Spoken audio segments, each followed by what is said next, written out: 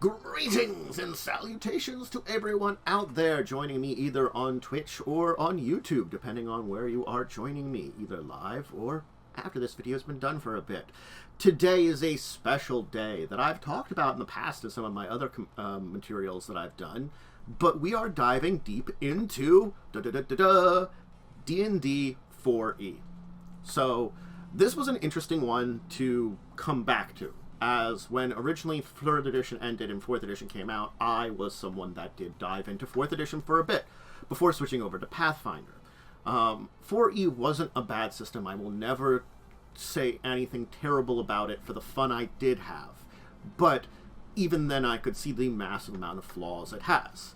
And I guess that's where we're going to start today. Rather than throw up the character sheet right away, I'm just going to give a brief synopsis of some stuff related to the D&D 4E history that folks should know about. So first off, D&D 4E as a system is a very huge system that needs something that wasn't out during the time it was developed: a virtual tabletop. Now we know from history, which maybe that'll be another video for another day, another thing for another day, is talking about the failed virtual tabletop Wizards was developing at the time. They didn't finish it. It never came out. So a system that is heavily reliant on positioning means that if you do not have a virtual tabletop, what do you have to do? You cannot theater of the mind this one. You need a map in front of you. You need to set up something with tokens and stuff like that. You cannot play 4E successfully without a battle map. I'm going to say that now. It is a system that is tailor-made for a virtual tabletop. They didn't have one. Other flaws include the change that they did not have the SRD that they had in the previous ones. They put out a different system for producing material, which, you know, this is in 2023, controversy about the stuff with the SRD and changing it and stuff for 5e and everything that happened with that aside. That's when this video came out, post that. This was its own thing, which, again, can be looked at as, if they want to do something different for 4E, at the beginning, everybody was technically okay with it on the player side. We didn't care. You know, came down to the people that would make stuff for it, because there's a different thing in place for making stuff for 4E. So a lot of third-party people didn't make stuff with this new arrangement. They continue to publish stuff under a 3rd edition, etc. This is where the existence of Pathfinder, the original edition, came in. And I'm going to tell you, Pathfinder is more of a 4th edition than 4th edition is. That's the first thing I'm going to say about it. As we talk about it today, this is something you can keep in mind. A system and its additions evolves over time. There are usually some changes that can be described as big changes over the course of it. Think about 2nd edition to 3rd edition. THAC0, which was and the AC system there was replaced with a more standardized base attack bonus, and rather than lowering AC, gaining AC. This is a big change, but mechanically it works very similar. Similarly, things between 2nd edition, 3rd edition Shadowrun. They switched from a target number system, where if I rolled a 6 on one of my d6s, I'd roll it again to get a higher number, to a success system. And hello, yes, it is me. These are all things that changed majorly. The thing about D&D 4E, which I've recognized now, is if I had put after 3.5, if I put 5th edition right after there, and then put 4th edition after 5th edition, it would have been a more logical set of changes and a much more natural evolution of the system. 4E is much more an evolution of 5e, in a way. Well, good luck on making a character for it. Hopefully some of the stuff I've talked about helps. Anyway, so, granted, there are things that without 4E, we probably wouldn't have had them in 5e. That 4E has been a evolutionary ground for a lot of information that Pathfinder took into account, some of it. Pathfinder 2nd edition certainly took a lot of it into account. And especially 5e took a bunch of this into account. So it's this interesting ground that the systems that are in place in a lot of these other systems came about because we came up with this experimental, vast change that is 4E, but it feels like those things should have been developed separately and moved into 4E. It's this weird juxtaposition. 4E is experimental, 4E is different, 4E is something completely outside there. But it is, in a way, still under that balloon that is Dungeons and Dragons. When we moved from 3.5 to 4E, it was so vast a change that there was confusion. But taking the step back now and coming back to this system and re-looking at it means that I have a much better idea of where these things came from and what they mean and how they actually function and work well. As do I. I do plan on some live plays here on the channel eventually. But they'll be up on YouTube and Twitch. Anyway, let me move me into the corner and start with the first thing I want to show off here. Because this is the first thing that we really have to look at when we're talking about 4E, of course. That's the book. I need this one. Yay! The character sheet. Because, honestly speaking, there is a lot here that is very much similar to everything you have in the past. There are some major differences in here that your fortitude, reflex, and will work differently. The basic systems work differently. There's a lot here to unpack. And so I will be accessing the book and looking through the book and talking about it. Yeah, I'll be up to YouTube, Twitch. But I wanted to start with showing off the sheet here while we finish up talking a little bit about the kind of history of the system, because there are things here which mark at the beginning of the way we looked at things in 5E. There is so much 5E in 4E, just as there's a bunch of stuff, that, as I said, in Pathfinder 2nd Edition. And I'm sure the new version of D&D 5E has some influence of 4E it's bringing in too. Still, 4E taught a lot of things, and there are some interesting concepts here that, looking back at them, they're neat ideas. It just was not the right time and places. As I said, it needs a virtual tabletop, or physically a battle map that you're playing with your friends with. If you don't have either of those, 4E kind of falls apart. It's one of those unfortunate things that it's not a theater of a mind system. It's a system that heavily requires that. Anyway, why don't I move over to the book and talk about the book, honestly. We can drop this for now, and I can open up... That's not the right one. I keep doing this. That the right one? Yes, that's the right one. The aligned one. This is the Player's Handbook. Now, the Player's Handbook was not the only book that came out. There was 3 Player's Handbooks that at least I have material for, plus other supplemental books. A lot of stuff came out for this system that added a lot to expand it. Because, I've got to be honest, not a lot of all the base stuff that you come into existence are here in the original book. We have a selection of stuff, but certainly, if I would look at the classes in 5E, or even the big core book of something like Pathfinder or Pathfinder 2nd Edition, there's less in here. There really is. This was made to be a sprinkling of the basics that you need to know and expanded beyond it. So let's just kind of go into the book. I'm just going to use this as I talk about it. We're going to skip through a bunch of this intro stuff that every goddamn book has, you know.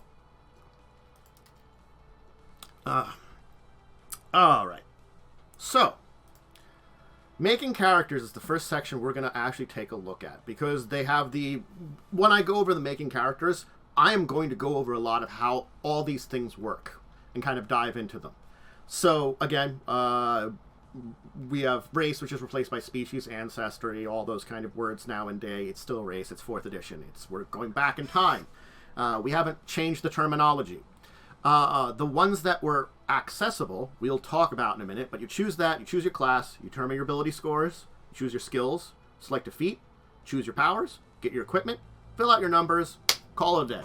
And there's some stuff to flesh out. But the thing is, one of the major things that we can talk about here is its race, class, and role.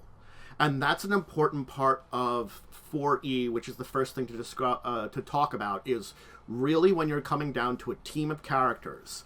When we talk about something like 3rd edition or Pathfinder,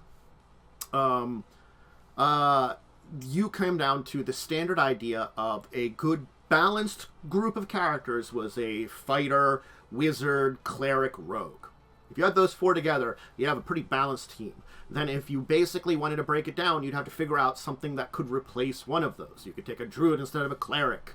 You could take a sorcerer instead of a wizard. You could take a bard instead of a rogue, honestly. You could take a barbarian instead of a fighter.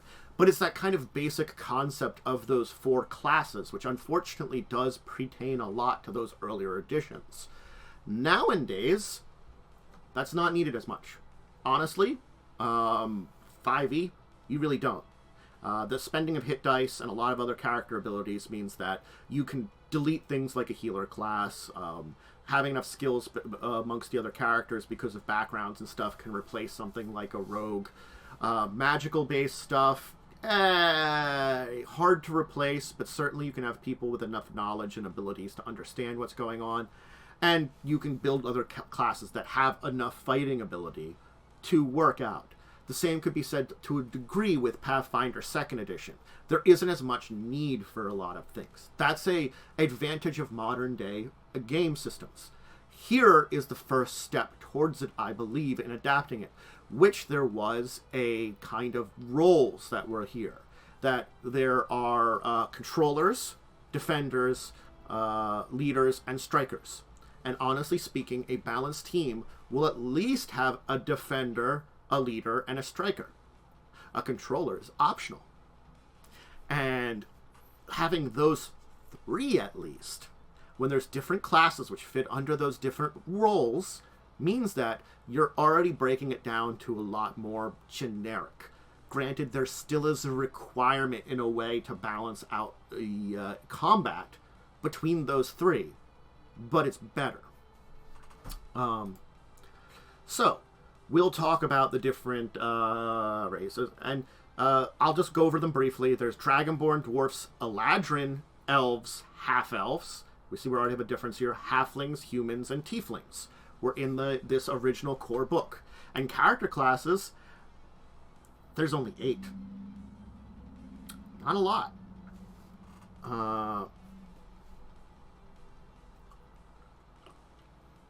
They can be, unfortunately, because of stuff like that. Cleric, Fighter, Paladin, Ranger, Rogue, Warlock, Warlord, Wizard. That's it. And then, of course, the character roles that I talked about. So we can kind of define those a little bit better. A controller is meant to deal with a lot of... Remember, okay, first let's break it down to your brain. Put this in your brain at first. We're working on a battle map. We're working on strategy. So think of this almost as a strategy tabletop RPG. That we have a battle map or a VTT where we're map-based. Controllers, which are wizards in this original book, are meant to deal with a large number of enemies. They don't have a lot of defenses. They're meant to do a lot of damage over a group of opponents, weakening, confusing them, delaying them. They are basically controlling large number of enemies. That is what a controller does. A defender is your frontline fighter. It's, in MMO terms, your tank.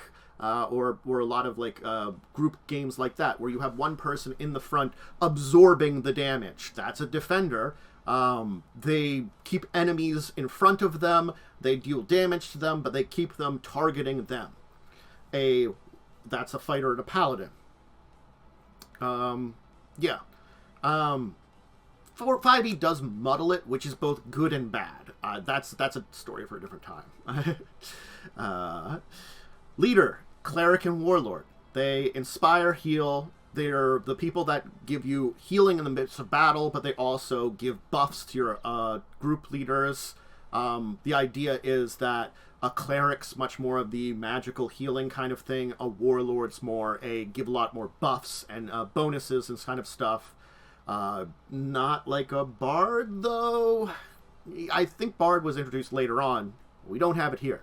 And then strikers are high damage to a single target. That's your ranger, rogue, and warlock. They're made to be smack one person. Our ability scores are the same as they are in most of these game systems. Strength, constitution, dexterity, intelligence, wisdom, charisma. Here's where we start getting some differences. Your ability scores, of course, If you have a lot of strength, you're better at hitting things. That's the big thing that you're getting there. You can look at some of these things, that things like, oh, warlock powers based on constitution might be here. Rogue and ranger powers based on dexterity. Wizards on intelligence, clerics wisdom, paladins and warlocks can be also based on charisma.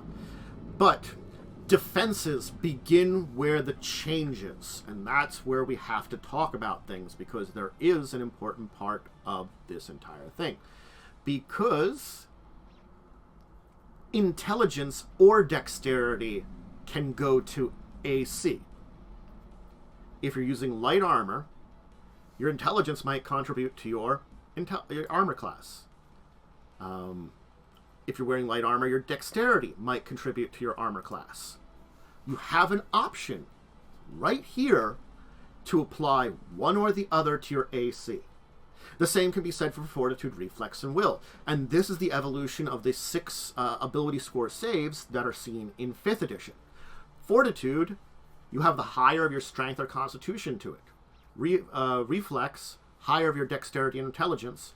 And will, higher of your wisdom or charisma. Now, the ability scores are either one of 3 ways, as most of these. Standard array, 16, 14, 13, 12, 10, 11, 10 are in this one. So there isn't an 8 one. And then custom scores, you start with an 8 and 5 10s, and you can spend points on those. So you do start with an 8 if you do the custom scores. And then there's a rolling method too. And then you have skills, feats, and powers, which we will talk about. You fill out your numbers, you role play, you call it a day, and this is the basements. Here's something that is probably better than both 5e and Pathfinder 2nd edition did this. The alignment system in 4e. This was a good direction for the concepts of alignment to a degree, if you still kind of wanted alignment, but to move away from the complexities of the 9 alignment system, which was still kind of carried over to both those systems. Now, granted, both systems are basically ignoring it completely now, which I'm fine with, but there's an argument that there's also not a bad idea to have these things. So the entire idea is there is, of course, the extremes. The lawful good and chaotic evil. That makes kind of sense. The lawful good is the, holier than thou kind of character. Chaotic evil is the destroy everything kind of character. And then there's just good people, evil people, or people that are in the middle. And that's it. It's sort of like you rarely have some lawful good, rarely have chaotic evil. And then there's just people that generally are good people, generally that are not really great people, and then just people that are in the middle. It is a lot simpler of a system. It is still an alignment-based system. I do not know why we forgot this system when, honestly, this one is a pretty good one to look at. Yes, there isn't a very lot of nuance to the system, but when you want to get rid of a system, or you want to kind of look away from it, while not completely ignoring it because it was in your previous systems and previous editions and stuff, this would have probably been the way for it. And certainly these doesn't necessarily say it's different than personality. This is basically kind of a code of conducts. Yes, and making 40 less combat centric would have helped a lot, but it's not. It's very combat heavy. Like even when you're not doing combat, it's always like challenges. We'll talk about that though. We can skip over the deities and stuff like that. They've got some information on personality and building that with social interactions, decision points, dire straits, mannerisms, appearance. So, granted, this is all just stuff in the book you read after and kind of do, but it is a precursor to the personality section in a 5e character sheet. Then they have languages, and then we talk about making a check. And here is the most important thing about this entire system that we have to talk about, is that a lot of times these checks are going to be adding one major thing that is different than a lot of other systems at the time. And this is going to be something that sounds a lot like Pathfinder 2nd Edition. In Pathfinder 2nd Edition, if I'm trained in something, I add my level to it, beyond possible another bonus.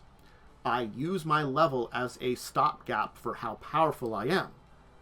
Half your level, rounded down, is what you use in D&D 5e. Yeah, the linear morality system's more limiting than the 9 group. It's differences in the entire thing. It's a lot more simple, I think. Simple might be better, it might be harder. But that means to all of my checks, as soon as I hit 2nd level, I get +1 to everything. And I mean everything. Attacks, defenses, which is defenses your saves too, skills, all of them. Now there's also proficiency bonuses for weapon proficiencies, skill training, other special bonuses and stuff, and it builds together to get a full modifier. You go against a difficulty class, sometimes there's an opposed check, there's bonuses and penalties. This is all the very simple things like that. So you can see for the attack, half your level, ability score, other modifiers. Skill check, half of your level, ability score, other modifiers, bonus if you're trained in it. Ability check, which can come up to a bunch in this, is half your level, blah, blah, blah, all the same. It's this half your level concept is a very important one, and it's one that's kind of being thrown in here as an evolution of the system. This is a very linear system in that way, that the higher level you get, the more bonuses you get. And granted, that shows up in a lot of other systems. Certainly, Pathfinder 2nd Edition is a great example of it because it is, rather than half your level, it's your full level. But in something like 5e, where it's just a straight proficiency bonus you add to certain places, that proficiency bonus evolves over time. And it's still the same thing, is it is set for your characters. And your level should determine a kind of general proficiency bonus that everything has. And then, of course, they talk about gaining levels. And let's talk about the 2 other things that I want to mention right now, retraining and the 3 tiers. So a great thing about 4e here is retraining. Every time I gain a level, I can retrain a feat, power, or skill. That's a great thing about this. Gaining a level is kind of representative of you gaining more abilities and skills, and the retraining part of it is, as you're learning those new abilities, maybe you learned something else and replaced it with another thing. You forgot a lot of stuff and changed it around. It might be that if you figured out that, and they do say it's not one that's governed directly by your class. Like a wizard, it gives you specifically Arcana. You can't retrain that. But if I chose, like, Persuasion and I want Perception instead, I could retrain that. And then the 3 tiers is another important thing, because this hints at 4e, and something that's majorly different in 4e than any other D&D system or Pathfinder system, because Pathfinder systems are directly set on it. It's a 30-level system. That's the first thing. But the thing is, it's very similar to all the others. All the thing that has happened here in the 21st to 30th level, they've added an epic tier of play. While, if I get to 20th level and want to continue playing in D&D 5e, I get epic boons. I don't think there's specific rules in Pathfinder 2nd Edition. In Pathfinder 1st Edition, you can get epic levels. You basically use the epic level guide from 3rd Edition, which existed, where you can gain levels above 20th level, but you're considered epic level. This is the same here. From 21st to 30th, I am at a new tier. And yes, Worm is right there. It's split into 3 tiers, 10 level each. From 1 to 10, you are heroic. You are the base character. From 11th to 20th, you're Paragon. You are a shining example of not only your class, but of heroism, of, greatness. You've managed to get to the top tier of people. And then, of course, epic is epic, and, you are truly, like, super heroic, dealing with divine stuff, multi-world threats, or, world-ending stuff. That's epic level. Here we got the basic ideas of when you gain the EXP, what level, how many feats you know for it. You gain a feat every other level at even levels, plus 3 extra feat, one at 1st level, 11th level, and 21st level. Basically, when you start out each tier, you gain a feat, and every even level, you gain a feat. When you gain powers and features is listed here. You get ability scores. You get plus 1 to 2 of them every 4 levels, and it lists your maximum total powers known at will, encounter, daily, and utility. I will talk about that, but this chart here is an important one to know, because as you level, you need to know this kind of crap and what you gain. gives you an idea about it. And granted, in the middle column, it defines what those things are. But we will be talking more about these as we go on. Here's our character sheet again, where they define everything of it, where you put all your stuff.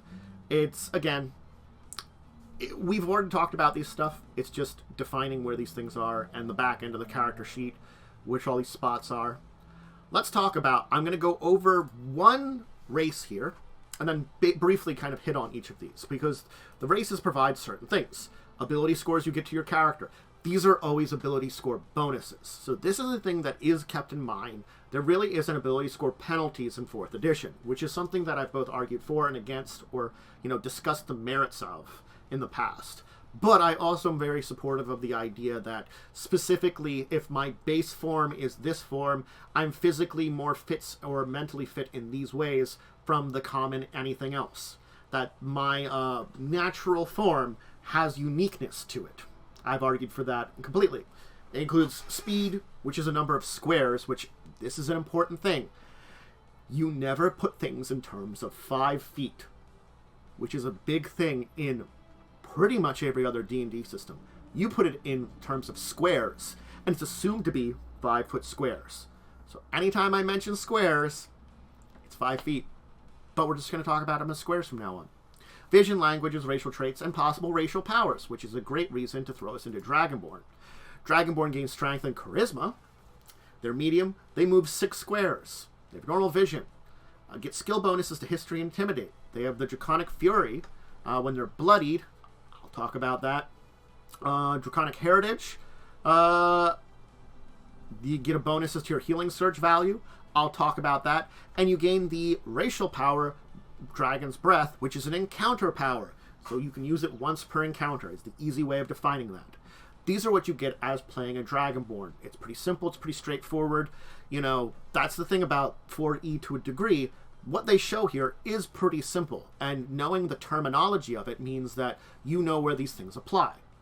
The others that are added, of course, are Dwarves, Eladrin, which are basically High Elves, because they've been split from more of the Wood Elves. They are 2 different things. They're technically separate in 4E and defined a little differently, but if I would compare them, that's very much where they kind of are. Half-elves are still their own thing. Halflings, the only small species that is introduced here.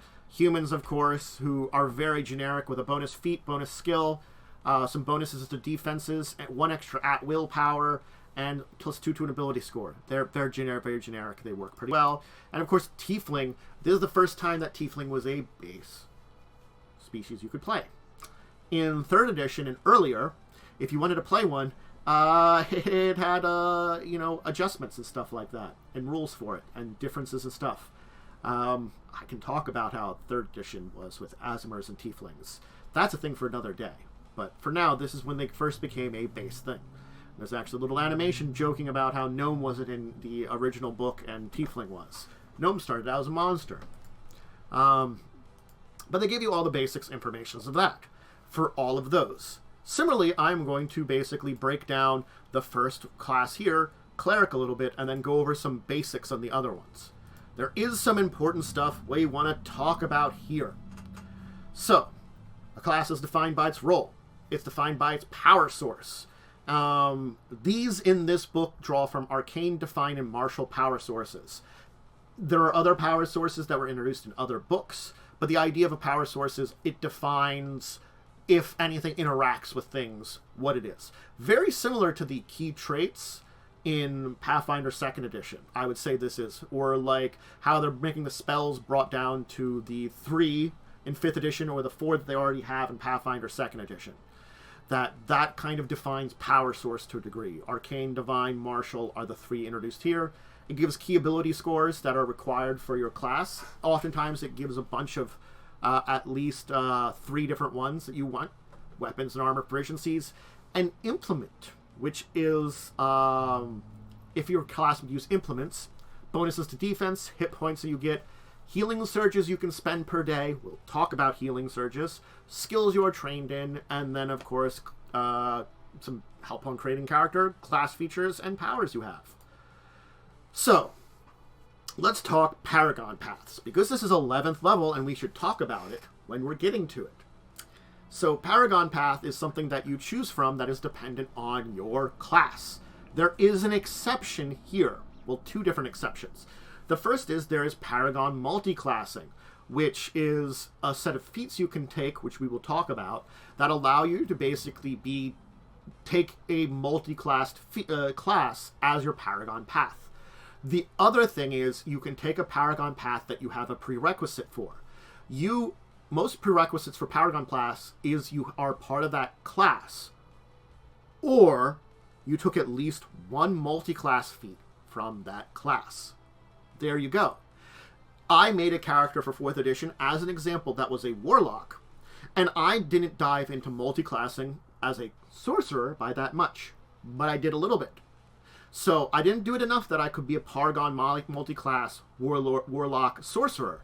But when I got to my Paragon Path, instead of taking one of the warlock Paragon Paths, I took a sorcerer one. Now, sorcerer isn't in this book. It was introduced in another book after this one.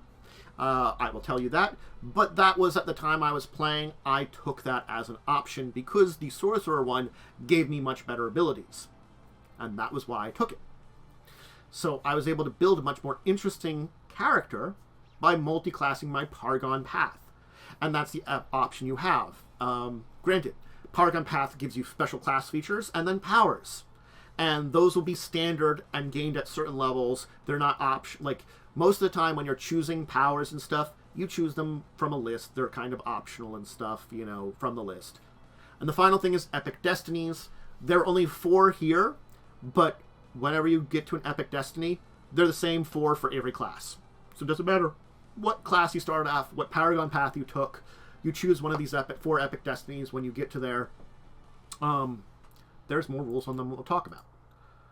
So, let's talk about the 4 different types of powers, because they only list 3 here, but there is a 4th type of power that technically is all of the powers, kind of. We'll talk about that. Let's talk about the basic ideas of the powers you use, because this is something that is very different than, honestly, everything else. The closest thing I can compare these powers to are the class feats that you find in Pathfinder 2nd Edition, where you take optional class feats which give you new abilities, attacks, or other things based upon your class. These are very similar in that way, that they are abilities that you gain. Once you gain certain levels, it will tell you whether you get a at-will power, an encounter power, or a daily power. At-will powers can be used at will. You choose those at first level, you really don't get any more. The idea is that you're always going to have 2. Anything that would add an extra at-will power, like multi-classing and stuff, doesn't actually add another power. What it does is it allows you to replace one of your existence powers with one from your multi-class. So if I am a paladin that multi-classes in a fighter, I could have a paladin at-will and a fighter at-will, or just 2 paladin at-wills. But they are your basic kind of magical attack, or some of them use weapons. Others just use, I create fire, I create energy. That's an at-will power. It's how you basically attack. Thank you for the follow. Encounter powers are used once encounter. You need to take a short rest to get them back. Short rest is different in 4E than it is in 5E, but the idea is similar. It's a period of time I take in between combat to refresh myself. Tends to be a little longer in 5E than it is in 4E, but you take a little bit of time, you gain back an encounter powers. It's an ability that you're using once per battle. You take that short rest, if you can, and gain it back. And of course, daily powers are with extended rest, as they're called here, rather than long rests. They call it something different here, but it's once a day. You have to use those big, flashy super spells or your daily powers. You throw it out there, it hits its effect, and then you have to, of course, wait quite a while before you get it back. You have to do a very long rest, an extended rest. The 4th type of power they don't really talk about here, but it is another one, is utility powers. The thing about utility powers is they are at will, encounter, or daily. But utility powers are not meant to be necessarily combat powers. They can be. They are powers that can be used both in and out of combat. They are utility ability. A big thing I will mention here is when I gain a level, and my level tells me I gain an encounter power, I can choose my new encounter power from those of my level or a level lower. That is an option if I qualify for those powers. So if I'm like, I don't know good level or I get an encounter power off the top of my head, I would have to look it up, which, just as an example, which isn't true, I'm going to say, so this is not accurate. Let's say at 4th level I gain an encounter power. I don't know if I get an encounter power at 4th level. I don't have the chart in front of me and I don't have it memorized. But for example, let's say it. I could take a 1st level one. It shows you how a thing is displayed. It gives the name, the class, what kind of power it is. In this case, they say an attack, and the level that you have to be to qualify for it in the first place. They might throw some flavor text in. They throw some information about it. Keywords, again, are important. Keywords can be the element that it does. They bring back and kind of standardize a bunch of elements. The power source that it is, and certain types of effects that it are. Knowing these keywords, and the list here, kind of defines them. More keywords are added in later on, but these are the basic ones. Of course, action type, whether it's a standard action, move action, immediate interrupts, immediate reactions, minor actions, free actions. We'll talk actions also later on when we get into it. There's melee attacks, which use a melee weapon, range attacks, which oftentimes use a ranged weapon. And then close, which creates an area of effect that originates from you. So basically, like, I shoot a cone out from me or something is close. Area, that would be like a fireball when I throw it out and explodes. There is a difference between prerequisites and requirements. And if you ever lose those, prerequisite is you need to have that feat or class ability to whatever skill trained in to take something. If you ever lose that, you can't use the power. Requirement means at the time of using the power, I have to meet a requirement. There's targeting it, which means you basically have to see it, attacking it, rolling your attack dice, hitting it, meaning you've hit the thing. Oh, these are actually things, I'm sorry. These are things defined in a power. I'm sorry. Personal also affects you. So a power will tell you what kind of things you can target. See, it tells you, like, one creature, you and an ally, each enemy, those are examples. Attack, it will mention for a power what kind of attack it is. Hit, what happens when you hit something. Miss, not always, but sometimes, what happened when you miss something. Secondary attack, if there is a secondary attack, tells you those. Any special effects, whether it needs to be sustained, and also those kind of things. So that's basically the breakdown of a power. I'll show you some powers to look at down. Let's take a look deeper into Cleric and then mention the other classes. Cleric is, what we think of as clerics in, most other systems that have clerics. Kind of religious, have divine powers, call it a day. They're a leader. Give bonuses to your allies, heal them. It's approving your allies' attacks. You have a divine power source. Wisdom, strength, and charisma are their key ability scores. Remember, I said each class has 3 key ability scores, with the first one being the most important and the other 2 being secondary. Armor, weapon efficiencies, they use a holy symbol as an implement, +2 to will. They get 12 plus con modifier hit points at first level, 5 every level after that. This is the important thing about hit points too. They are not rolled, they are standard. And healing surges per day are 7 plus con modifier. We will talk about what you do with healing surgeons, but now we know how many we get. It tells you get religion and 3 more skills from a list, gives you some build options and some class features, and that's the basics of a cleric. The 2 creating ones are examples that you can follow to make it very easy. Just gives you a bunch of stuff that, here, take these.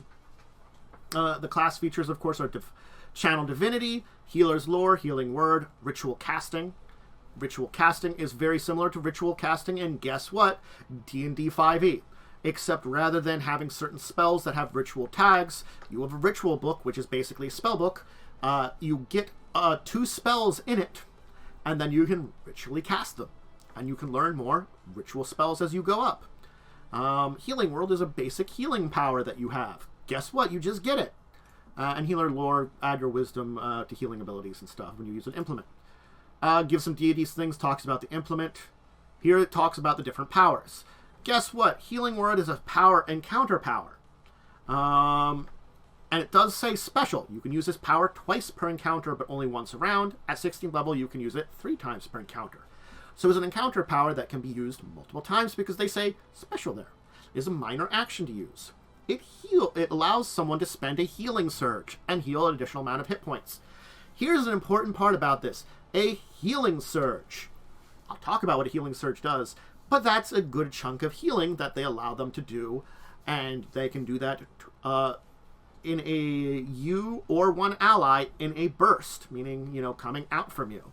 You choose one person in that burst and allow them to heal a bunch. And of course, in Channel Divinity, you have multiple options that you can choose between the two of basic. Here, let's take just a look at just how the powers are played out at first level. You have 4 at-will powers. They have the green bar to mark that they're at will. It gives a standard, just basic information about them, what kind of attack they are, hit, and they tell you an increased damage at certain levels. At 21st level, at-will powers increase. The encounter powers, again, just have certain effects, hit effects and stuff like that. And, of course, daily powers that you get at first level. Second level gives you utility powers, which some of them are encounter, some of them are daily. And we kind of go on from there for all the classes and getting all the way up to 30th.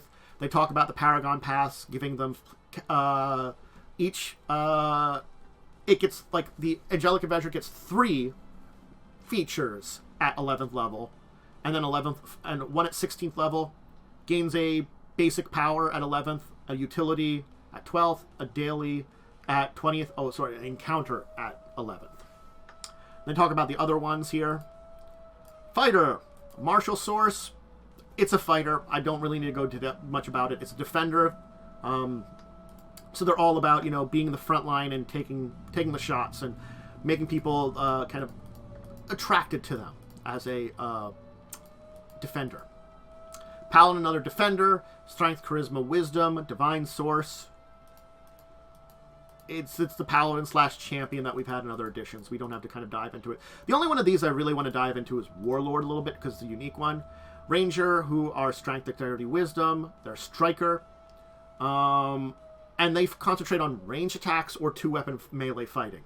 Are their basic abilities that they get. When you choose your ranger abilities, you're either kind of going for a ranged or 2-weapon fighting build is pretty much what it is.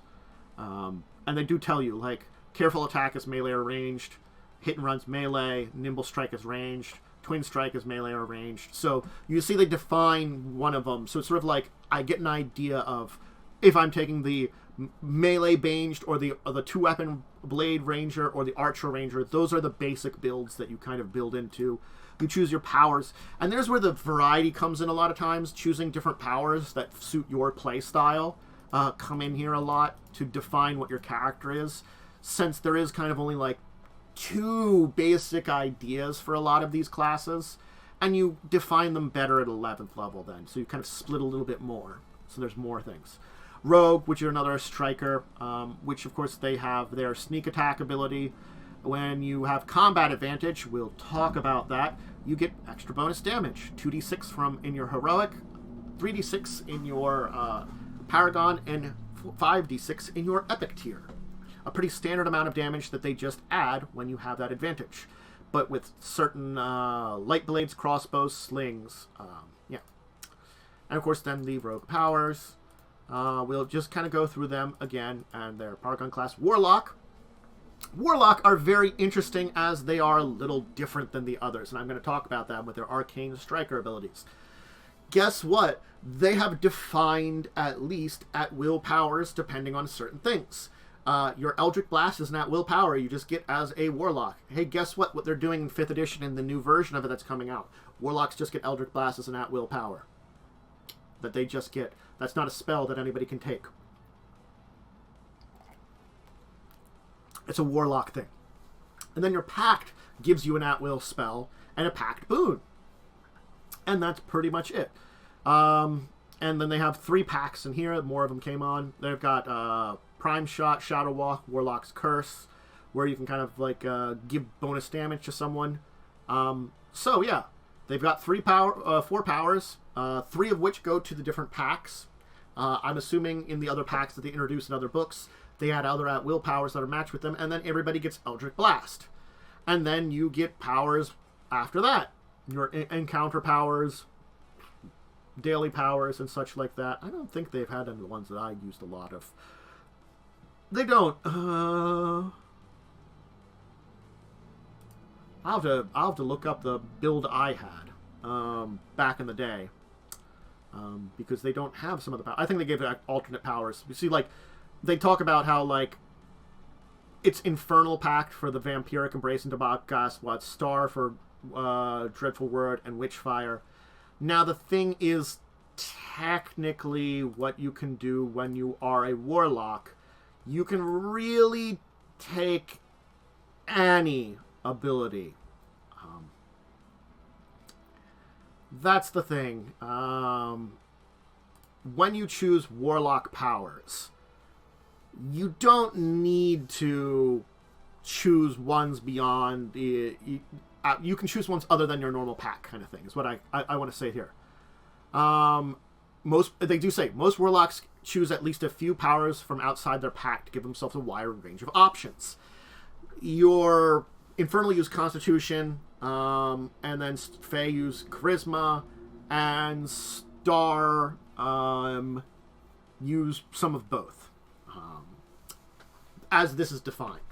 Other powers come from other stats, but they do tell you then, oh, if I choose to have Constitution higher, then I might want to do more Fae or Star power, or Infernal or Star powers. Well, if I make Charisma higher, I might want Fae and Star powers instead of Infernal powers, because my DCs are going to be lower. And that's an idea for balancing act for different powers, and it was a neat idea for Warlock, and that's what makes them a little more unique. I just wanted to mention that I really like the way Warlock was made in 4E. It's an evolution of Warlock as it was in 3rd edition, and not the whatever mess that we got in 5th edition, because I will go to bat, and I've talked about it multiple times. I am not a huge fan of the way they did Warlock dirty in 5th edition. It's a reason why most people that take Warlock just take a few levels in it for some kind of multi-class build. And there really isn't a lot of people, except for a few, very, very, very, very few Warlock builds, that anybody plays a straight Warlock. Just all the levels and doesn't multi-class. Unfortunately. Warlord is a commander in battle. Guess what? It functions a little like a cleric in a way, except it has less healing powers and it's more martial. It's a martial leader, and it gives a lot more bonuses to combat. It is an interesting take on something that could be kind of thrown into a fighter, but it's its own thing. It's an interesting idea that I'm surprised we haven't had a version of. There was a version of this in 3.5, the Martial. If you ever want to look up the Martial class, it was effectively a lot like what a Warlord would be defined as, something that is a martial character that gives bonuses to your allies and maybe a little bit of healing. I don't think he really did a lot of healing for the Martial, but I liked the Martial idea as a concept, and I did have a multi-class character that used it, but nonetheless, it was an interesting idea that did come out in 3.5 that they did bring back here in 4th edition, and I really haven't seen a place of it coming back again. This kind of like martial leader, I give inspirational bonuses to my allies. Doesn't exist. I don't know why. Inspiring and tactical warlords are the two different types. They tell you the kind of bonuses you get, like giving bonuses to initiative and commanding presence, and inspiring word that they kind of give here. They are all about giving bonuses, but they do get inspiring word, which allows the use of a healing surge, so it heals very much so like a cleric does. That's the one thing that they do right, is they inspire you to have like a second wind, basically. Hey, that's the power. That's a thing that people can do anyway. We'll talk about that. But it encourages you to use a healing surge like one of those. And then finally we have our one controller, our wizard. You know, it's control wizard versus war wizard. Control wizard, of course, does a lot more manipulation stuff. It's not quite the same as, let's say, you know, our blaster wizard, and they do give a bunch of class features which are at-will powers. Hey, guess what? All those like level 0 spells that a lot of people use for a lot of interesting things, they're just class features for a wizard, plus then they take at-will attack spells. So they have some options here. Yeah. And then, there are some various abilities that, build into the different ones for manipulation versus just blowing up. And they do have a little bit of it for Wizard. All right. Epic Destinies. We'll talk a little bit about these. They are very extraordinary. A lot of them have kind of immortality. They lead to a specific end at the end when you get to 30th level. You ascend to something at 30th level. It's meant to be like, oh, I end my character because they've reached the, oh, I become God, or this happened, or something like that. There is the one entire thing like Archmage Demigod. You go divine when you're like, a divine assumption when you reach 30th level. So, yeah, eternal, so each of those have their own thing. They give a daily power and a number of features for your epic tier, your epic destiny. And again, these are the 4 provided in the base book. There are more in later on. You can find them. Skills. I have to wait for a second here while that passes by. Don't mind the fire happening somewhere in the background. I'll take a drink while it's doing it.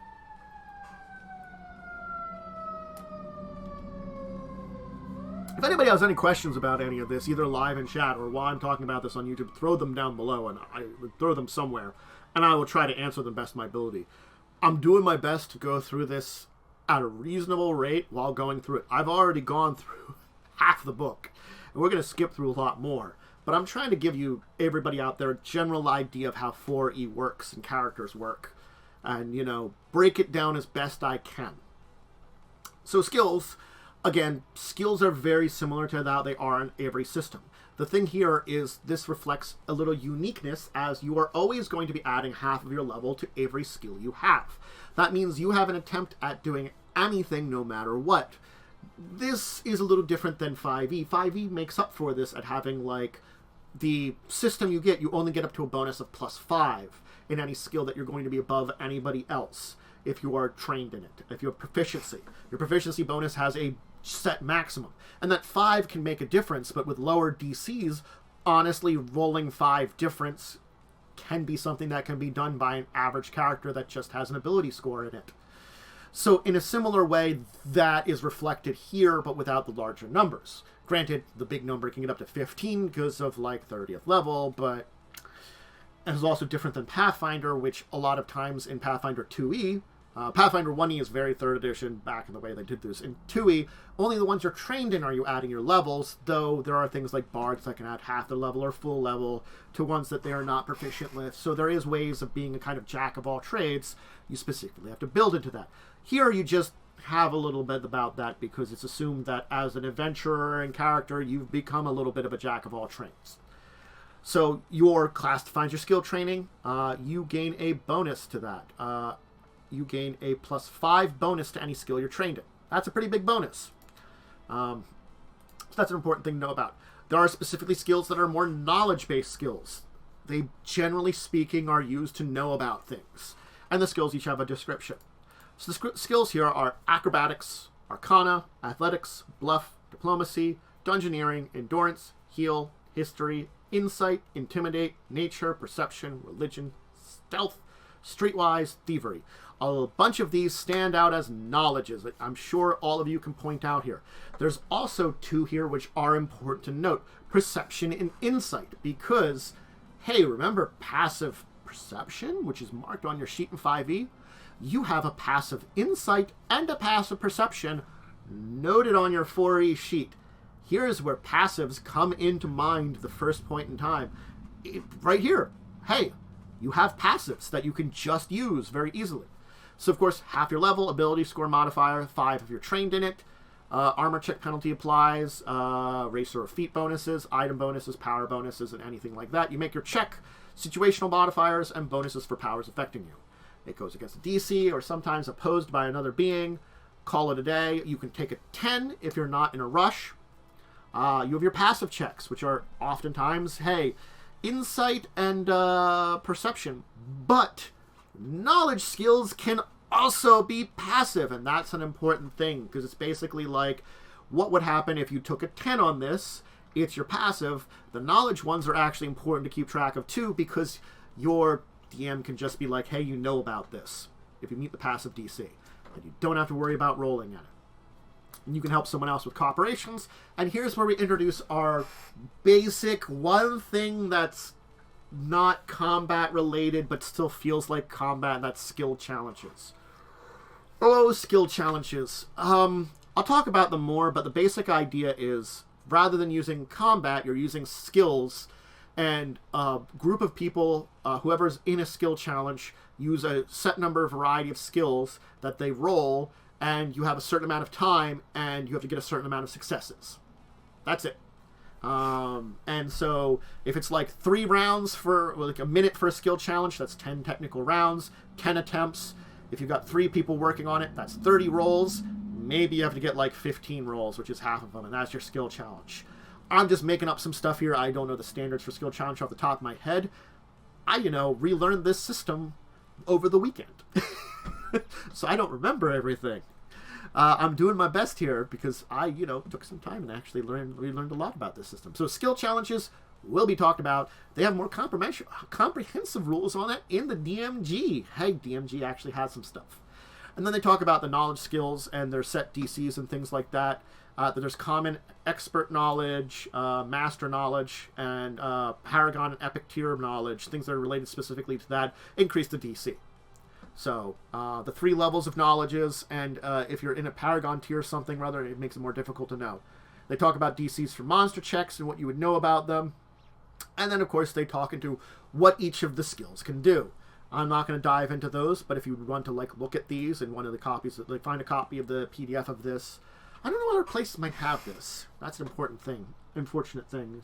Finding a PDF of 4E Player's Handbook. You might be able to buy it online for pretty cheap. Or you could be like me, and if friends ask me, I could provide them with one because I got it many years ago.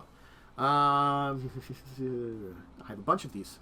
Athletics, Charisma, Dungeoneering, I think a friend gave them to me. Constitution, Heal, Insight, History, Intimidate, Nature. They just go over things like this. Again, the knowledge ones are pretty much just knowledge.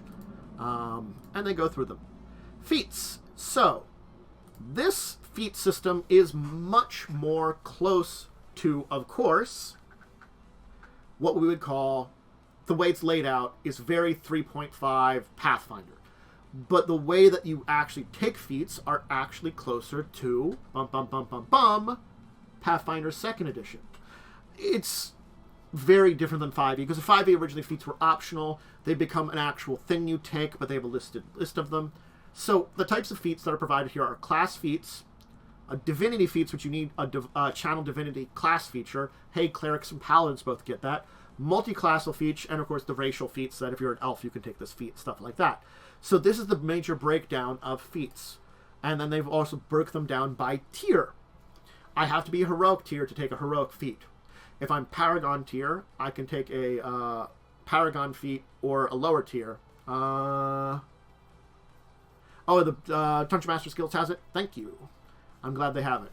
So that's a good place if you want to check it out. It's probably pretty cheap, I'm assuming, because 4E has been out for a long time and it's not that popular. I don't know the price off the top of my head. But again, you could be like me and honestly, if I was going to play with other people, I could probably provide my $10. Not bad. Not bad. It's okay. It's okay. Again, if you're going to play with someone, I could provide stuff to friends, who I'm playing with. Certainly. They list through the feats here. I'm just going to kind of go here where they talk about the prerequisites.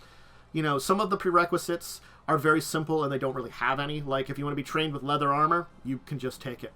But like other things, if you want to be trained with chainmail, you have to have 2 ability scores and trained with leather. At Agile Hunter, you have to be Ranger and have taken Hunter's Core class feature. The Dragonborn stuff, you have to be Dragonborn. So it breaks us down a little closer to what they have in Pathfinder 2nd Edition in a way. There's a lot more stuff that's defined by certain classes, class abilities, whatever species you're playing, kind of stuff like that, and breaks it down a lot more. And of course, then they have the 3 different tiers. I'm not going to go through these, the heroic, the paragon, and the epic tier feats. And again, if I'm paragon tier, I can take a paragon feat or a heroic. If I'm epic, you can take all 3 tiers of feats. Then, of course, they have the multi-class feats, where they have the class-specific ones, which gain you abilities. This is what I took for Sorcerer, I'm going to tell you. I took the class, which, again, Sorcerer's not in this book, a different book. When I took this, I took the class-specific feat for Sorcerer. So I gained some little Sorcerer powers, and then I took the other thing. There's also the Power Swap feats, where you can take these at different levels to swap out powers. And if you have these 3 Power Swap feats, that's what you have to do to be able to access Paragon multiclassing, which has its own specific set of rules.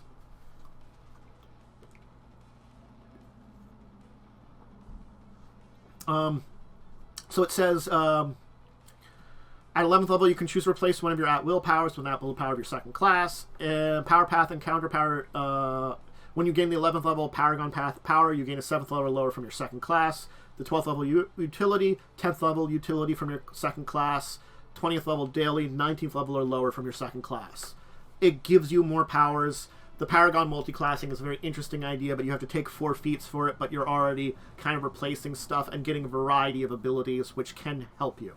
Multiclassing is an idea of mixing and matching powers to have the best combination of things and finding out what's great for you. Here is the multiclassing option that they have it. You don't actually take levels in another class. Very interesting that way. Equipment I don't have to dive deep into because I've got to be honest, it's pretty standard to what you find in a lot of other equipment. Armor gives a armor bonus, a maximum enhancement bonus, a maximum enhanced bonus, which is the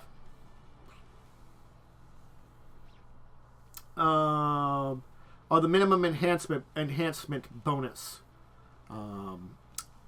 Checks, penalties, or to your speed. Any kind of special abilities to that. I'm not going to really talk about the minimum enhancement bonus. Masterwork Armor requires a minimum enhancement bonus as shown as this entry. That's magic-y stuff. I'm not going to talk about that kind of stuff. That's not to worry about right now. We're just going into this basically. There's weapon groups, weapon categories. Again, weapon properties. Very similar to a lot of systems. It has basic properties of a weapon. That gives you special abilities. They give you a proficiency plus. If you are proficient in a weapon, it gives you its proficiency bonus. What? Wow. So, if I'm proficient at a Great Club, I get +2. If I'm proficient at a longsword, I get +3.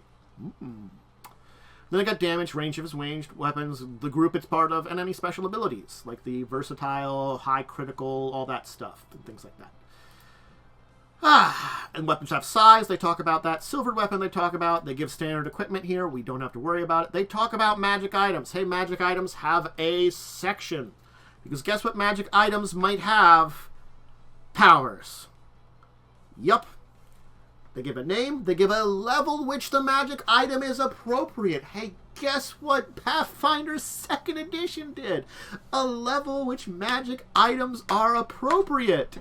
Wow! You'd think that that's not a great thing to do rather than just make it's a legendary item and it sucks or something like that. Description, category, price, enhancement, which if it gives bonuses to stuff, critical information, if it changes your critical properties you have, and powers that you have. Yes, individual weapon proficiencies that certain weapons are easier to use than others. Most of them have 2, but there are a couple of them that have 3, and I assume where more weapons are added, there might be more variety in that for other weapons. But a magic item can give you an at-will, an encounter, a daily, a utility, or healing surge, or some of them are consumable, usable only once, like a potion. And then they give examples of these. I am not going into these because, again, this is not what we're here today for. We're learning the basics of it. But, again, something like, the slots on your body. Hey, guess what? You have a bit, rather than, similar to older editions, Pathfinder 2nd Edition, not like D&D 5e, you have a certain number of slots on your body. A wearable item gives you an item slot. You can only have one of that type in that slot. You have arms, feet, hands, head, neck, 2 rings, a waist, and that's it. So you can have 8 magic items that each take up a different slot. And, of course, like, they define it like, Boots of the Titan gives you some property, gives you daily power. You keep track of this. It gives you a price, and it tells you it's a waste. And, of course, then you've got wondrous items like a nice bag of holding. Good old bag of holding for 1,000 gold pieces where it can hold stuff. It's a level 5 item. Let's talk a little bit about adventuring. There's combat encounters, and your non-combat encounters tend to be skill challenges, because guess what? We've talked about this a little bit. There isn't a lot of very good non-combat-y stuff in this entire thing. You can use utilities and skills and your wits, they say, for non-combat things, and skill challenges tend to be the main one, but, yeah. This is one of the big deficiencies, is non-combat encounters boil down to a lot of skill challenges more than anything, and that's the unfortunate thing. Rewards, they talk about experience and treasure, but another big thing is milestones and action points, which we can talk about now. So you start with 1 action point. What does an action point allow me to do? Once per encounter, you can spend your action point to take an extra action, and use certain feats and Paragon Path powers. That is what your action point gives you, and you get 1 that you start with. Once you do a extended rest, you get your action point back. You get 1 action point. So it is a daily ability. You also get an action point if you reach a milestone. What is a milestone? Doing 2 encounters without stopping for an encounter and extended rest.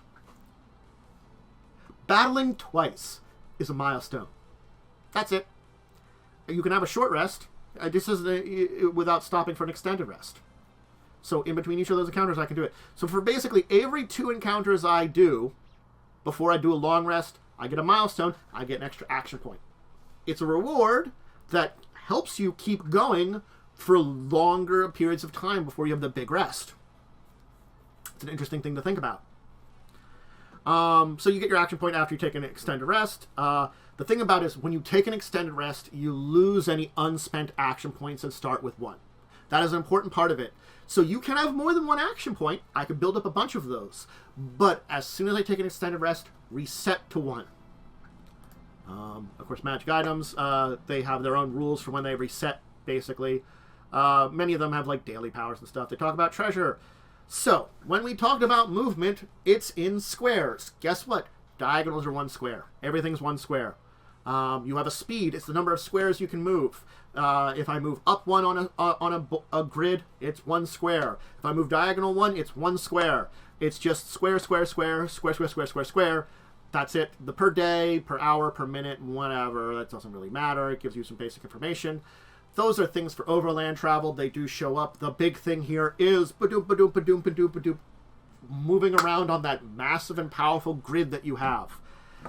After this, the stuff comes up. They talk about difficult terrain, where it's a distant multiplier of times 1/2, meaning, or times 1/4 if it's extensive difficulty, or very little difficult terrain times 1. That means I multiply whatever number I have, 5, 6, or 7 are the examples they give here, by that bonus. If I have a speed of 6, if I'm in difficult terrain, my speed becomes 3. Yeah, not a lot of systems reward you for pushing forward. And since action points are extra actions, which could be me doing 2 encounter powers in a round, or maybe a daily power followed by encounter power, or an at-will power to set up my encounter power, something like that, the action point can be incredibly useful and powerful. So that bonus that you get does encourage you. After I've gone through 2, I get that action point. Maybe I'm encouraged to go for at least another 1 or 2 battles, because we still have abilities. It's knowing when to use your dailies and stuff, and balancing all that stuff out. But there is more stuff to talk about, which we will. Light and vision is very simple. It's basically the things they talk about. DCs for interacting with stuff. Oftentimes they're honestly strength-based, a lot of these, or dex-based. Rest and recovery. Let's talk about our 2 types of rest. We have a short rest. Guess how long it takes? 5 minutes. That's it. 5-minute rest. During that time, you can take as many short rests as you want, because what do I get? I don't do anything. I sit around there. I renew all my encounter powers. I can spend healing surges to heal myself. We'll talk about how much that does. So very similar to short rests in 5e, where you can spend hit dice to heal yourself, I can use my healing surge too. You can use powers while you are at rest, but if they are encounter powers, they do not refresh as part of that rest.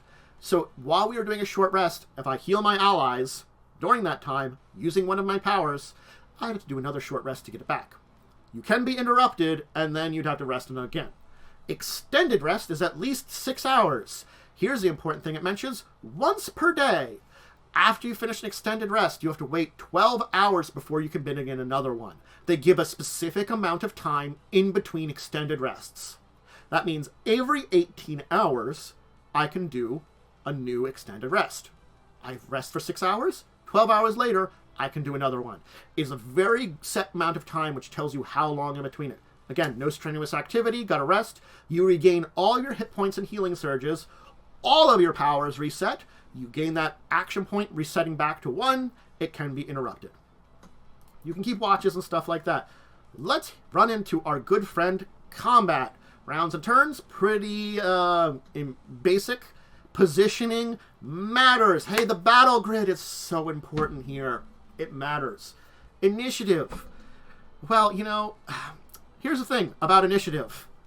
It's half your level plus your dex modifier plus any bonuses or penalties. Everybody rolls initiative. You put it in order. There could be a surprise round. Let's talk about the actions you can do then. Because now we've got our order that we're doing for our initiative. We're ready to throw ourselves into combat. We all rolled. Dexterity modifiers matter. Maybe bonuses or penalties for your class or some kind of utility power or something that's an at-will ability. Something came in. Maybe a feat gave me a bonus to initiative. 4 types of actions. Standard, move, minor, free. So those are the 4 types of actions you can use. Standard is using a power. That's most of it. Attack power, charging an enemy, using a second wind. Those are all standard actions. Move actions is moving around. There are some abilities which are defined as move actions. There are powers which are called move actions. They will tell you the difference between them. Minor actions are small things, and you can only take them on your turn. You normally only get 1 minor action on a turn. But that would be something like... So a simple one would be like opening a door would be a minor action. Free actions really don't take any time. You can take any number of them within reason. DM might yell at you for doing a lot of stuff. There are 2 types of triggered actions. Basically, kind of reactions you can take. One of them is an opportunity action. If it's defined as that, it's like an opportunity attack. We've always talked about opportunity attacks. They show up in a lot of systems. An opportunity action is basically an opportunity attack. It allows you to take it when an enemy's guard is down. It's once per combatant's turn.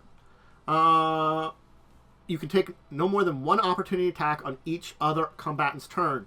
You can't take an opportunity attack on your own turn, and it interrupts their actions. So, there are then interrupts and reactions to the other things here for immediate actions. So it's how it's triggered.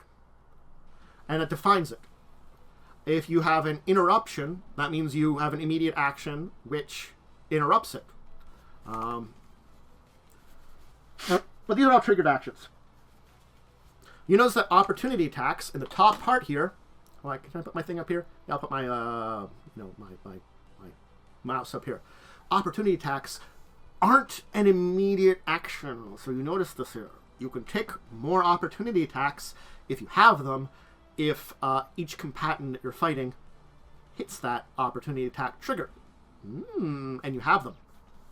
Immediate actions, on the other hand, whether interrupts or reactions would be after, interrupts would be interrupting it. It's once per round you can take an immediate action. And as I say, it doesn't matter if it's an immediate interrupt or immediate reaction, still only once per round. It talks about what it means to be an interrupt. You jump in right there in the middle of what's going on. Interrupts the action going on. Reaction is you go after the action. It's a difference between it. Is if like this guy moves and part of the or this guy does an attack and part of the attack you interrupt him. You do your thing before the attack of the enemy finishes. If it's a reaction, it'd be after it. At the start of your turn, if you have ongoing damage, you take it. If you regenerate, you do it. If any other effects at the start of your turn, you do it. If there's any effects that end at the start of your turn, you end them. And if you have no actions, you end your turn. Let's talk about the actions you get on a turn, because it's right down there in the substitute action table. I'll turn my fan on, so ignore the little bit of noise in the background. So normally on your turn, you get a standard action, a move action, and a minor action. You can replace things that are smaller with things that are bigger. What does this mean? Well, I can replace a move action, I can replace my standard action with a move action, because a move action is smaller. So I could take 2 move actions and a minor action on my turn. I could also replace a move action with a minor action, meaning I could take a standard action and 2 minor actions on a turn. I, of course, could do a lot of replacement and still have a move action and replace maybe my standard action with a minor action, so I have a move and 2 minors, or I could replace them all with 3 minor actions on my turn. Those are the 5 different sets of actions. So you can see there's actually a similarity to Pathfinder 2nd Edition here. 3 actions. Now, these are each 3 different types of defined actions you can take, and you can do some replacement here, but there are still 3 actions you take on your turn. Now, again, to Pathfinder 2nd Edition, the 3 action system can see how it's similar that way, but it's defined down to a much more refined version of it where it's 3 of whatever, and things take up those. But it gives you the idea of how these all work. So you have all your actions on your turn, you end your turn. Any saving throws that you have for effects that are ongoing, you make at the end of your turn. If you check if your actions are spent, all those kind of things, it basically defines it. You've got your opportunity attacks, immediate actions, free attacks. To make an attack, you roll something, you figure out if you hit it, you have to make sure you can target it. You check the thing's defenses, you deal damage. That's basically an attack. And they, of course, the melee range, the close area attacks, they talk about those.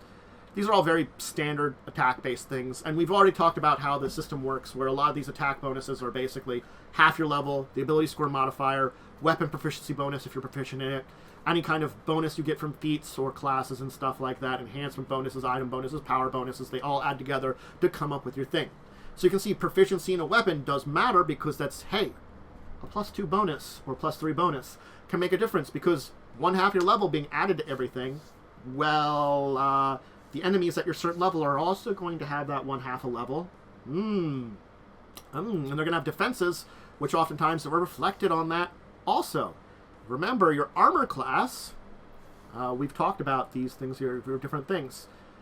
Base defenses all start with 10 plus 1/2 of your level.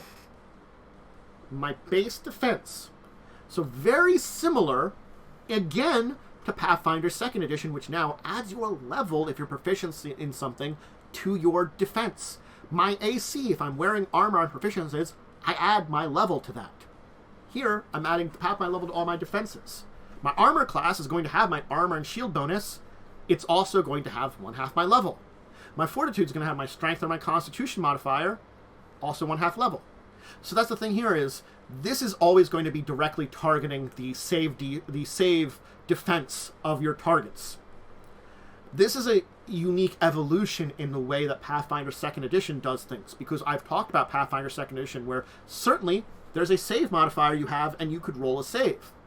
Things could also target your save DC. If something's much more directed, it's save DC. If it's indirect, it's save. Here, it's all the DC. If I fireball, I'm still making an attack roll against basically everything in that area to do the reflex DC, which is where they talk about that.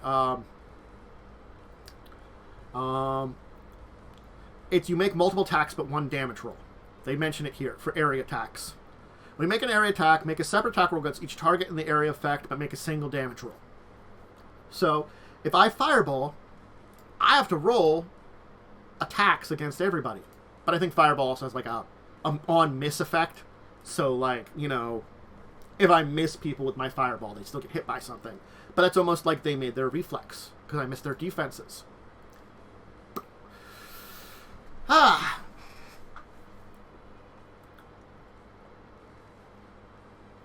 They give the example of a 23rd level human fighter giving the defenses of 38, 31, 35, 31. Granted, there's a 23rd level. That's an epic tier character. But those are some pretty high defenses, so you can see how they ramp up like that. They talk about damage for weapon damage and things like that, and the basic ideas of it. They will mention if they add strength or dex modifier. I want to go back to weapons. Give me a second here to go back to weapons. Open up the thing here before we go back to combat on 272. Because I forgot to check something with weapons. I'll be off kilter for a second. I just need to see something here. Okay. Alright, so standard... Standard weapons just tell you, when you're... They basically give you a basic dice, and then whatever you're doing will tell you a W, which is weapon die. So if it says 4W, it's I roll 4 of that weapon die. If I have a hand crossbow that I'm using in attack and it says 4W, I would have... that attack would specifically mention... using that weapon attack for that amount of damage. Like, it would say, oh, you're rolling 4 of that die. And then it will tell you what modifier it also uses. So the different powers will tell you if I'm adding my strength damage, my charisma damage, my intelligence damage, my dex damage. All those will define what you're adding to it. So that's how it works. Sorry, I again, re-familiarized myself over the weekend. So a lot of powers will define your attack by, if you're using a weapon for it, by the weapon damage as a basic dice. So if my weapon does 1d8 and it says a 2W attack, I'm using 2d8. But it does change then, depending on my weapon. There's resistances and vulnerabilities. Resistances reduces damage by the amount it lists. So if you resist fire 5, reduce the damage by 5. If you're vulnerable, you take extra damage from that form. You take additional damage, so it's very simple. So if I have resistance, I take less of that amount. If I'm vulnerable, I take bonus that amount. There's conditions. Hey, conditions continue to make a return, as they always do. Honestly, did I miss the one thing here? No, I don't think I've missed it yet. They've got forced movement. Some powers allow you to force the target to move in specific ways, depending on your power, push, pull. They do talk about it on 285. We'll talk about that in a minute, because that was a thing. Critical hits. Okay, ongoing damage. Start your turn, you take ongoing damage. You make a save at the end of your turn. It's just an amount of damage you take every turn. I made a joke about this when I was playing my first time playing 5e, which was a short adventure. I got ongoing damage from a swarm of rats, and we joked that it was rats hanging off of me. And because you take the damage at the start of your turn, at the end of your turn you make a save, as I was attacking, and then I flexed my muscles to cause the rats to blast off my body that were there. It was kind of silly. Not so silly nowadays, but, you know, it was a silly at the time. Critical hits.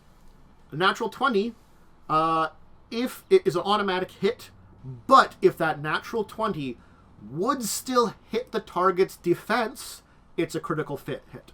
So that's a definition of critical hit here. A 20 isn't always a critical hit. I still have to hit the target with the natural 20 to critical hit.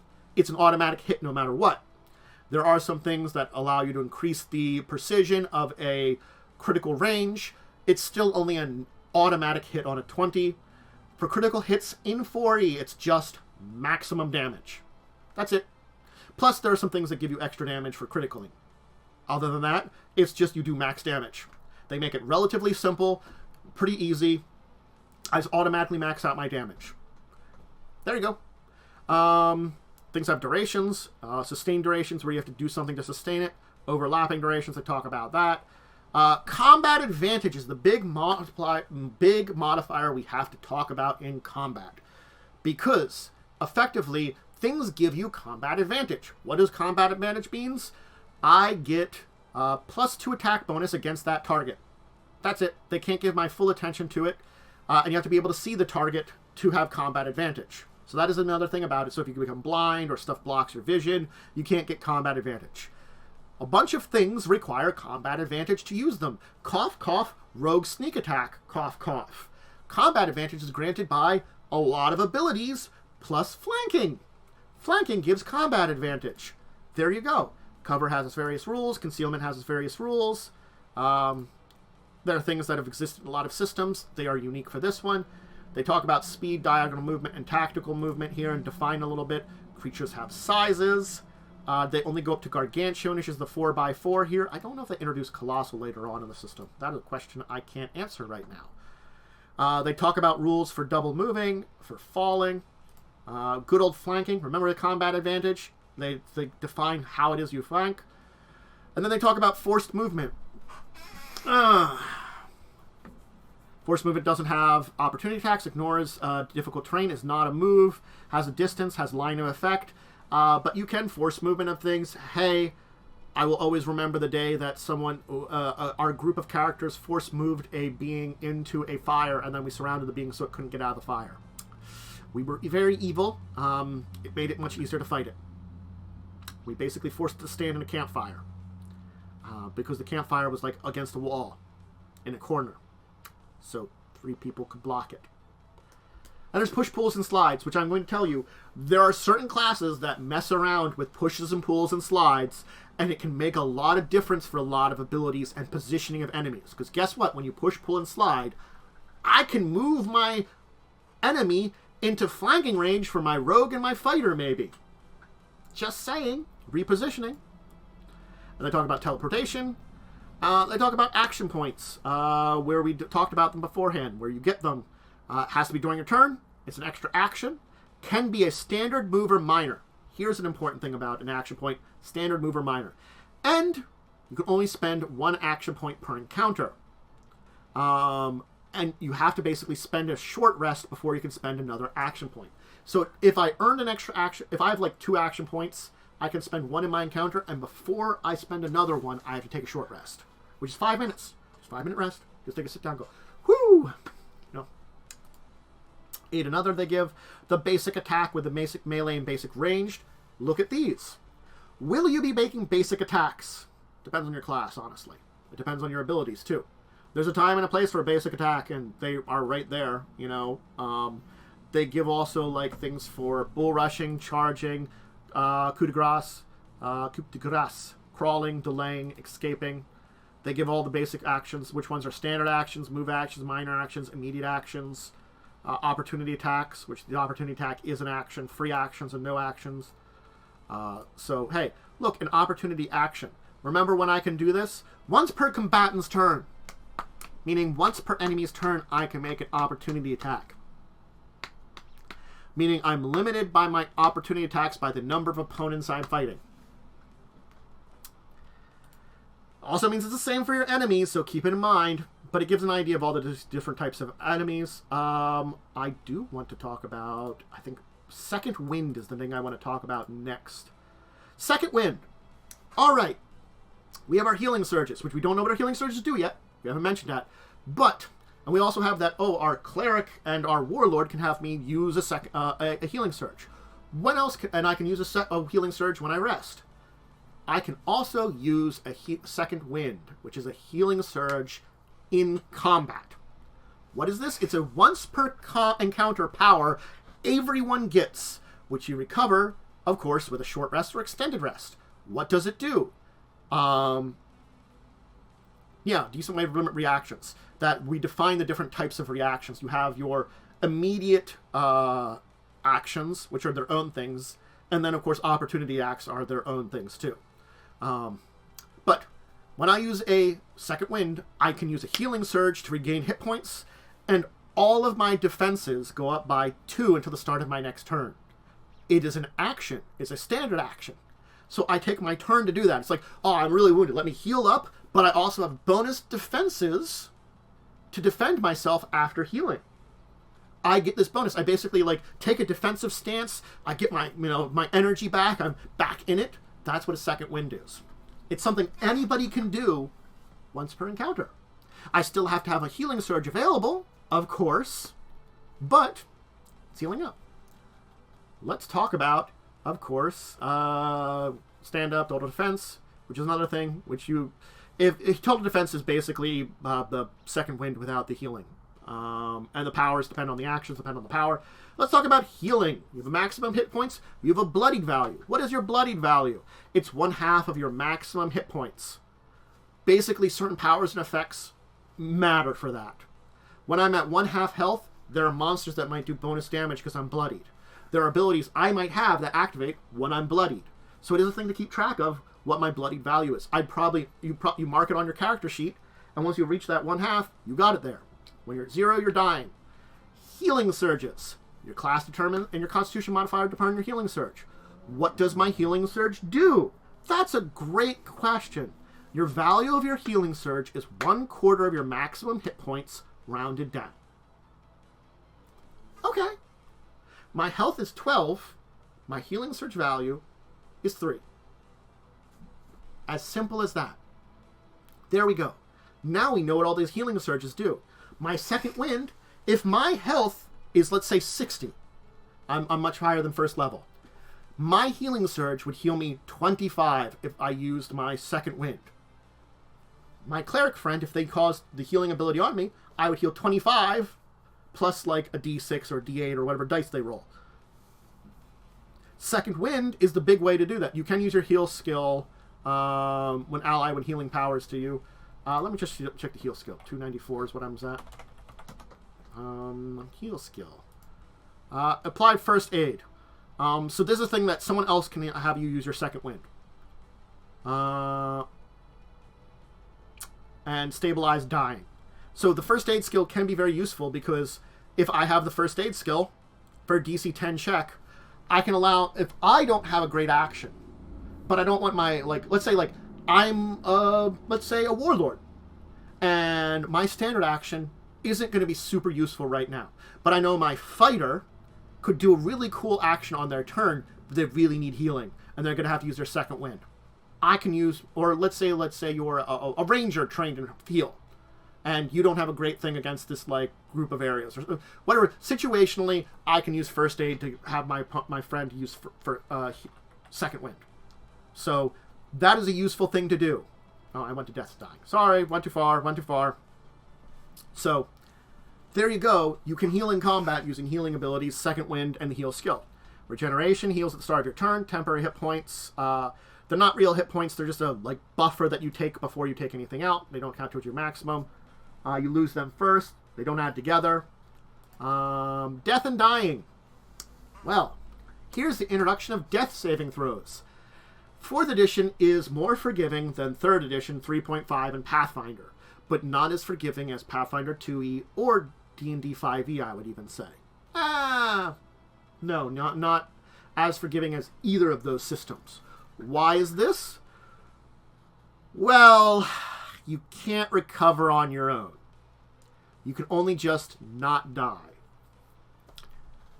So if you drop to 0, you fall unconscious and you're dying. You may have to make a saving throw at the end of your turn each round. The result of the saving throw determines how close you are to death. If you've got lower than 10, you slip it closer to death, and if you fail 3 times, you basically die. 10 to 19, no change. 20 or higher, you use up a healing surge. Okay, that is your death saving throw. Yeah, it is a unique saving throw, which I think is on your character sheet. Let me just check the character sheet here. I would have to check the character sheet. I gotta find the bigger character sheet in this book to see about death saves. So yeah.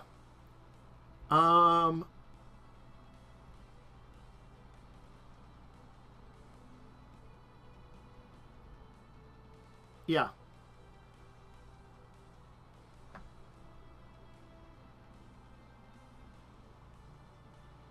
Any additional damage you take continues to reduce your current hit points and your character dies. When you take damage that reduces your current hit points to your bloodied value... okay. So. The thing about a death saving throw is there's 2 ways to actually die when you're dying. If you reach negative your bloodied value. So if your bloodied value is 26, if I reach negative 26, I die. As simple as that. Also... during my turn, I make death saving throws, which are a specific type of saving throw. Which I have to check just what the death saving throw would be. I might have looked that up in the thing here. This is just some of the things that I I thought I knew the value of it. I thought it was a straight D20 check, but I think it's an actual saving throw, which you get bonuses and stuff too. I just view what kind of saving throw. It might just be its own thing that you get bonuses to death saving throws and stuff like that. Because it says you can get 20 or plus.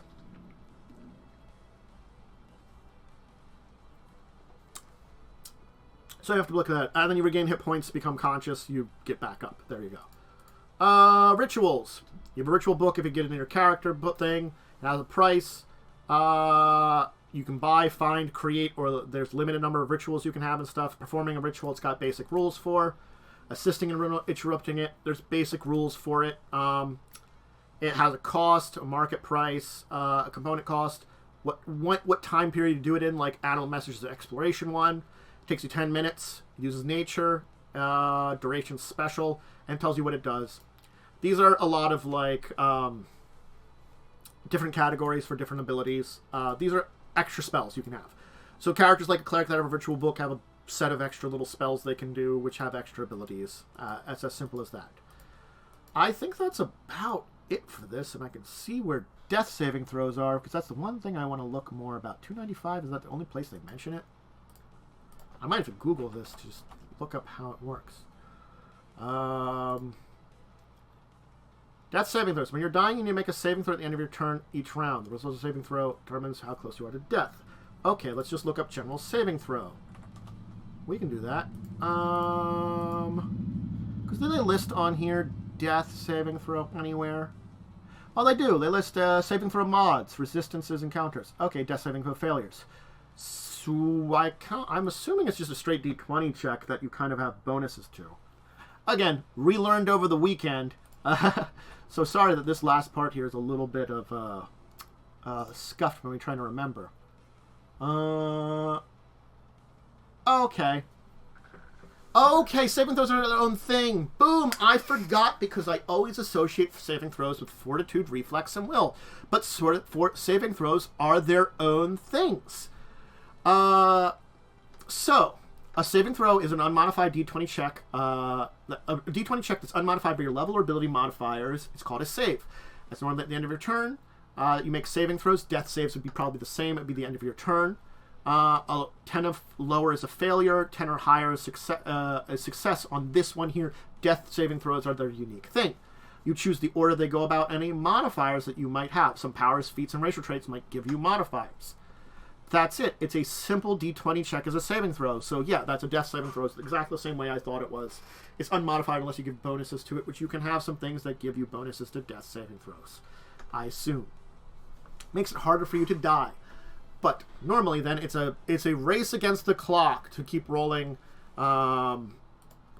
Basically, how much volume value is it? 10 or higher. So it is higher than a 50-50 chance. Remember, 10 or higher. You have a 45% chance of failure, 50% chance of maintaining the same, and a 5% chance of spending a healing surge and getting back up. So if you have a 20 or higher and have no healing surges, express as a negative number, your TGH doesn't change.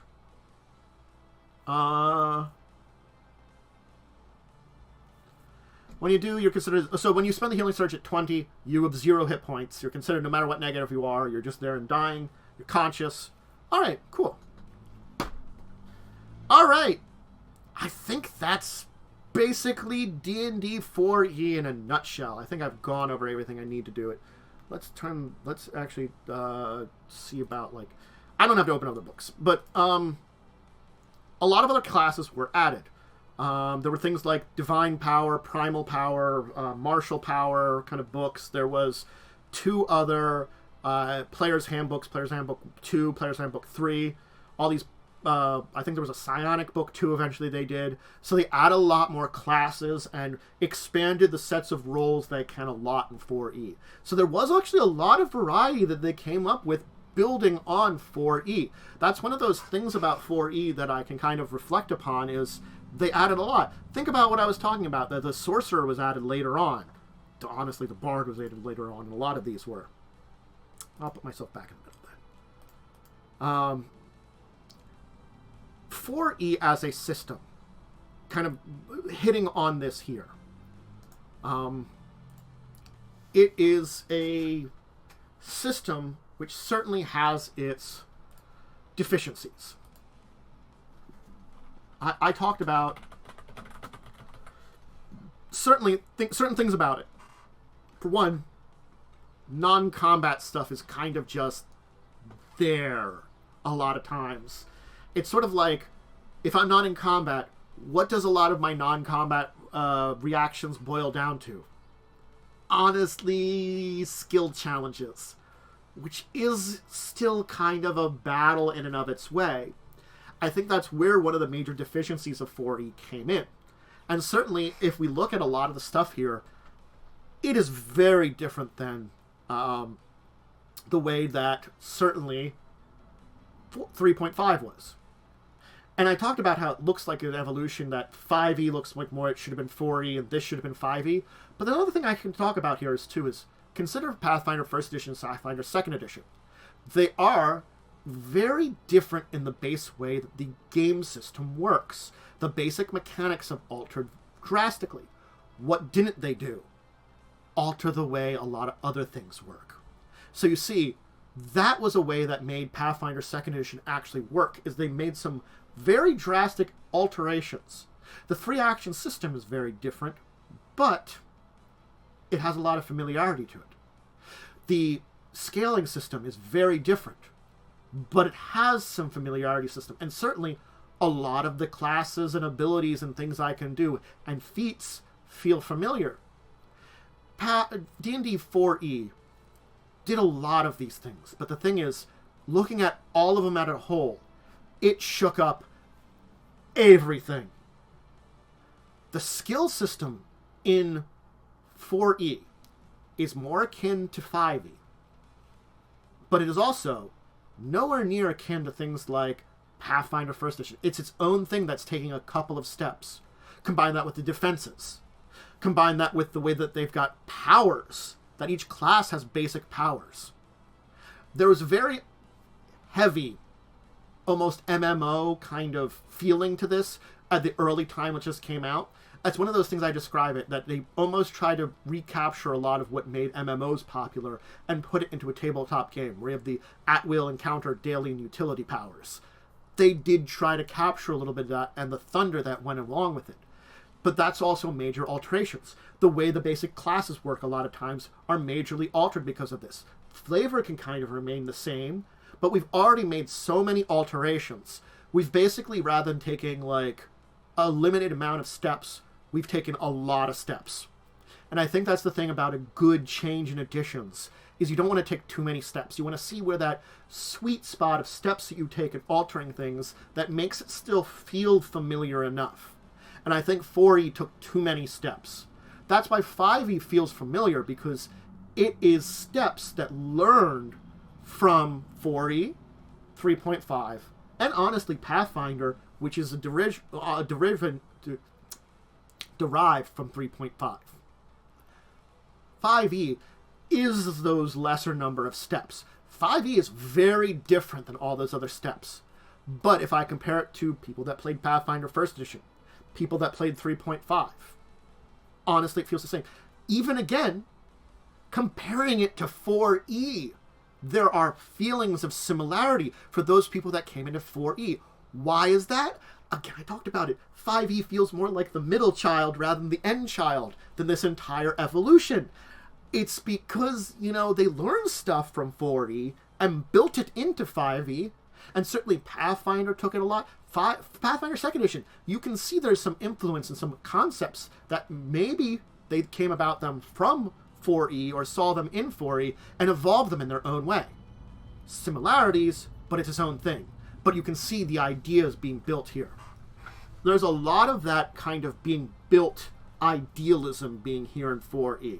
It's a very interesting system that I feel like we have to reflect upon it, because there are good places for it, and it can be fun to play. For those of you out there that played 5th edition and got used to 5th edition now, 4E isn't a bad thing to take a look at, because it is kind of an evolution of some of the stuff you've learned about. If you want something a little bit more complex, but something a little different too, 4E is different and interesting. It has its deficiencies. Big ones.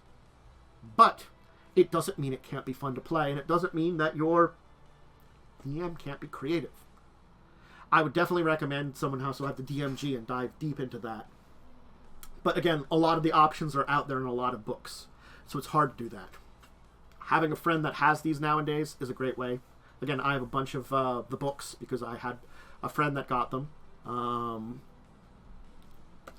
You know, share them with. And there used to be a character creator. I don't think it works anymore, but there used to be a character creator that you could use online that was really great for building characters and provide a lot of options from a lot of different classes. Another big thing that they did back in the day which was really helpful for those of us that had pen and paper, which is something that even in Roll20 I think would be deficiency, was power cards. What were these? They were, I'm going to use this business card I have. They were basically like a business card. So it'd be a sheet of paper that you would cut apart into little business cards. And then I had a pile of these business cards, and some of them were at will, encounter, and daily. And I could have these cards, and as I used them, I could remove them from my pile to know I can't use them anymore. It was this little fun thing that really did help a lot of times, and it's something that would be kind of a little difficult to do in, like, certainly Roll20 in a lot of places, like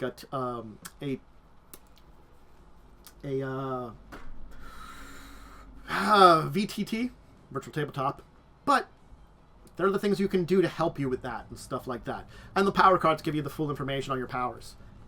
These were fun little things that we did, and certainly I haven't looked at the Roll20 4E character sheets. I'd be interested to see how they've changed and evolved them to make them better. But nowadays, with virtual tabletops, at least the main part of it, the actual maps, a lot easier to do. Anyway, I'm certainly out of a lot of you out there have more 4E questions out there. I don't know how much more I'm going to talk about 4E in the future after this. I might come up with some ideas of things to talk about, or if people have suggestions for more deep dives into stuff, whether or not like you want to like learn what the different classes are, and I can go over a full list of classes or races / species you can play, things like that. Other stuff, maybe some stuff from the DMG to give you an idea of some of those thumbs that could have expanded your gameplay more or made improvements in the gameplay.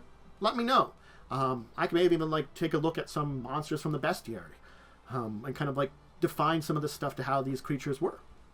There's a lot of stuff to talk about, and I'm sorry, just heard something. And that'll be for another day, though. So I'm going to say, everybody, thank you for watching. It's been a good one. I hope you've all had a good day and learned some things about 4E. It's a system that I've honestly became more interested in as time has gone by. My enjoyment of my time during that time and reflection on the good things that happened in 4E have become greater after all this time. 4E is a system that, yeah, it's there, but we should remember it. It's part of our history. It's part of a lot of what's happened, and there are some good things here to know. Some lessons we all learned. Anyway, farewell, everybody. I hope you have a good one. Remember, Tabletop every Tuesday, Thursday, and Saturday up on twitch.tv, and usually updated a day or two afterwards to my YouTube channel. So, until the next time, though, farewell, everybody. Have a good one.